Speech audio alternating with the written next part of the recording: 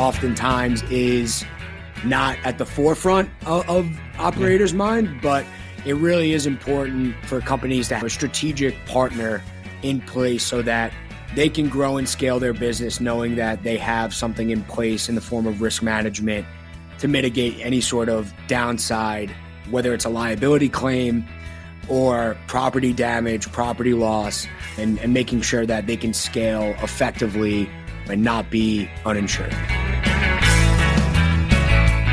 From the PodConx studios, high in the Rockies at the beautiful Beaver Creek Resort, it's the Raising Cannabis Capital Show. Today on the MJ Bulls Raising Cannabis Capital podcast, we are joined by Eric Schneider, the managing director at Alpharoot and the host of Root to Risk podcast. Eric, welcome to the show. Thanks for having me. I really appreciate it. Well, it's great to have another podcaster here. I love interviewing podcasters because you know the drill, and I really appreciate you being here. When most people think of brokers, they normally picture this like middleman that's like not necessary, but when it comes to cannabis, you really need a broker when it comes to cannabis. And as one of the leading cannabis industry insurance brokers, you guys have more experience at this than anybody. Let's start off there, especially cannabis. Why is that so important to have a broker representing you when it comes to getting insurance for your company? Yeah, no, that's a great question. And it's funny because the commercial insurance space in general is very different than what people experience as a consumer, right? When you're getting your own personal auto insurance, you may just go direct to Geico or State Farm. And the commercial insurance space is much more nuanced, and you typically need a broker representation to go and get access to these certain carriers. And so it's a little bit different that way in that businesses cannot a lot of times go directly to an insurance company. Okay. There are like a few markets that will allow it, like the Hartford and Chubb and Travelers and much larger insurance companies, but those carriers are not going to write a cannabis business. And what's really important is, and I find in insurance in general, you typically either specialize in a specific product or a specific industry. Mm-hmm. And I think it's really important, especially in the cannabis space, because of how nuanced the industry is, right? When you look at the regulatory framework and how things are constantly evolving, right? Newer states coming online, newer regulations coming out, newer requirements. And so if you're not constantly involved in the space, keeping up to date what's currently happening, it's going to be really challenging, I think, to have success and to be able to put your clients in the best position to be successful. And then also, in addition to specializing in the cannabis space to just build out our network in that area, also on the carrier side, there's very specific insurance companies that write this class of business, right? And so part of what my business partner, Isaac, what his real role is focusing on carrier partnerships and making sure that we have access to all the insurance companies that can write aggressively in this space, right? Nice. Because if we have all the clients in the world, but we don't have access to the best-in-class products, it doesn't matter. And then vice versa. So you need both sides of the coin in order to really create a quality brokerage in the cannabis space. And so by us really focusing in it exclusively, coming up on 4 years now, we've been able to really build quality relationships on the carrier side, which has really put our clients in the best position to be successful and have best-in-class insurance products within their portfolio. Yeah, I think it makes a lot of sense. And I think sometimes people lose sight of the fact that you're their advocate. Like you're working for them. And let's use for an example, directors and officers insurance. I wouldn't even know where to begin. Like if I was like, what's standard? Like, how do I protect myself? That's why I want somebody like you, an expert that can go, this is a good deal. This is a terrible deal. And I think that's really important that our listeners understand that you're there on their behalf. You're fighting for them every step of the way, right? Absolutely. Like we're their conduit to their story, right? Like we're storytellers. And so we're taking that risk, that exposure from an application And through our due diligence, understanding what they have in the pipeline for the next 12 months, and we're communicating that to the market, right? And trying to advocate on our clients' behalf to get the best rates. And the value of working with us is like when you go to, let's say for example purposes, like a Geico, right?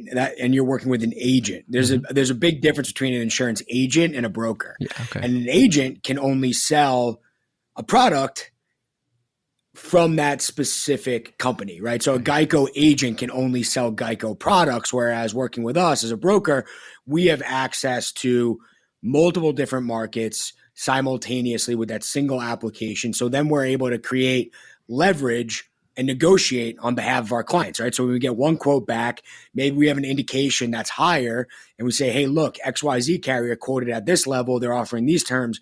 What can you do here to be competitive? And so that's all what's happening on the background. That's where true brokering is done, right? And that's where we add our value.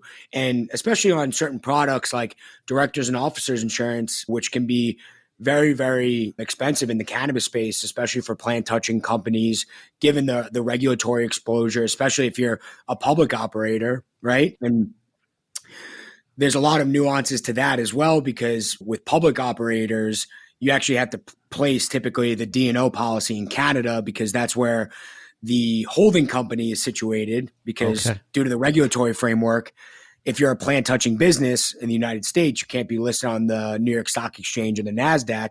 So a lot of companies, they go public via the CSE or the TSX, and then they dual list on the OTC.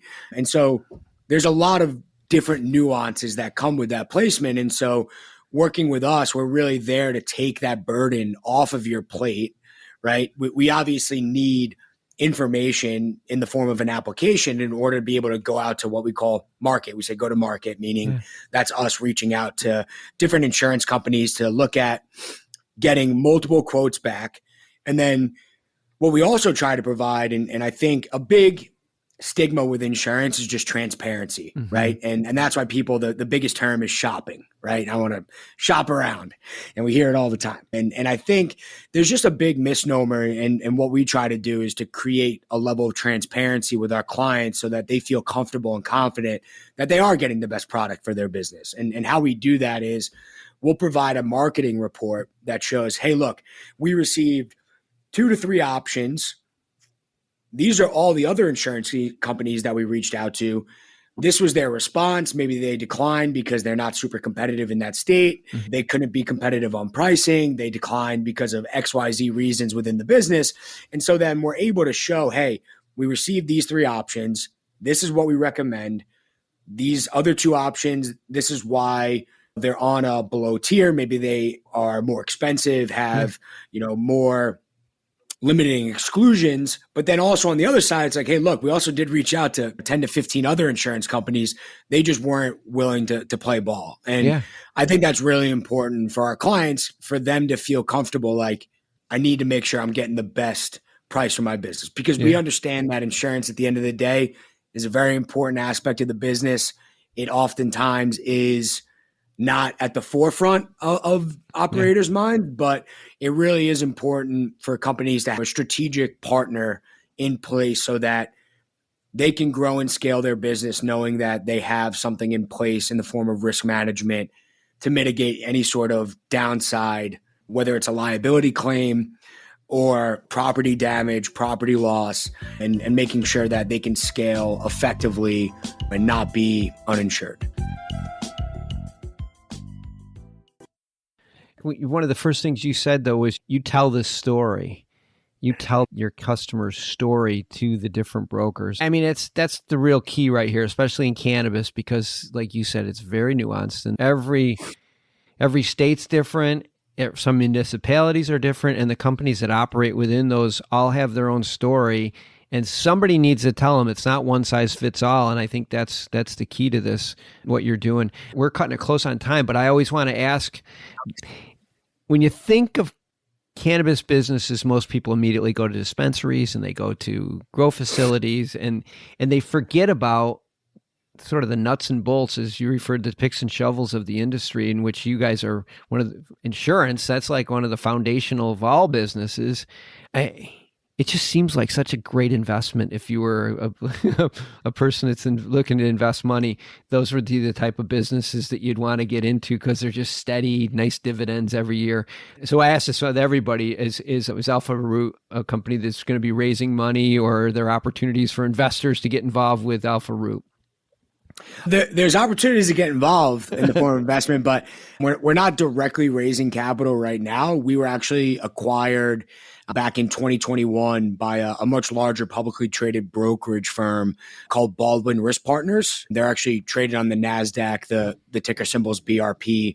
And us, in addition to our sister company, Founder Shield, that we actually rolled out of. Me and my partner, Isaac, were early stage employees at Founder Shield, which focused on emerging industries and emerging technologies. And that was really like our core specialization. And obviously cannabis was a big part of that in the form of emerging industries, but we decided to roll out Alpharoot because it's very nuanced and specialized outside of any other industry that I've worked in. And it requires really hard-earned knowledge to be able to tell those stories effectively to our carrier partners and make sure that we're articulating the risk appropriately. And so ourselves and Founder Shield were actually acquired in 2021 to build out the emerging risks arm of Baldwin Risk Partners. So they're a publicly traded organization. You can buy BRP stock, but we're not directly raising capital at this moment. Well, you know what? It's good. It's a really good sign, though, when you see the mainstream businesses identifying the opportunities in cannabis and making the investment. I mean, they like you said, they acquired you. That's a great sign for the rest of the industry that these things are happening. They're happening on a regular basis, and it's just one more example of this industry being legitimized. And we're going to have all of Alpharoot's information in the show notes, and we'll have Eric's information in the show notes. We'll also put your stock symbol in the show notes too. So if somebody wants to, get an opportunity to invest, that's a super simple way of doing it. Eric, this is good stuff. I'm glad I had you on the show today. I really appreciate you taking the time to explain all this to us, and let's plan to do this again. Thanks for doing this today. Absolutely, Dan. Thanks for having me, and really appreciate the time.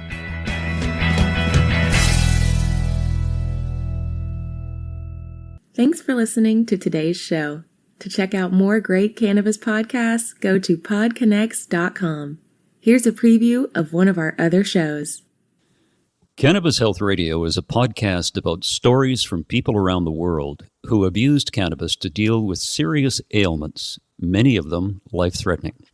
My name is Ian Jessup. My co-host Corey Yelland is no stranger to the devastating emotional impact faced by so many people receiving a death sentence diagnosis from a doctor. Told she only had months to live with anal canal cancer, Corey researched and immediately began using cannabis oil to eliminate her cancer and has been cancer-free for more than a decade. She told herself that if it worked, she would spend the rest of her life helping others, which she does tirelessly every day. When you listen to our podcast, you'll hear many stories like Corey's, along with others who have used cannabis oil for many more ailments besides cancer, such as chronic pain, PTSD, MS, and many, many more. As one of our guests said, "Your podcast gave me the confidence to save my own life." We regularly get messages from listeners who have heard our podcast and use cannabis to solve a serious health issue of their own or that of a loved one. We hope you listen to these stories and be as inspired and moved as we are with each and every episode.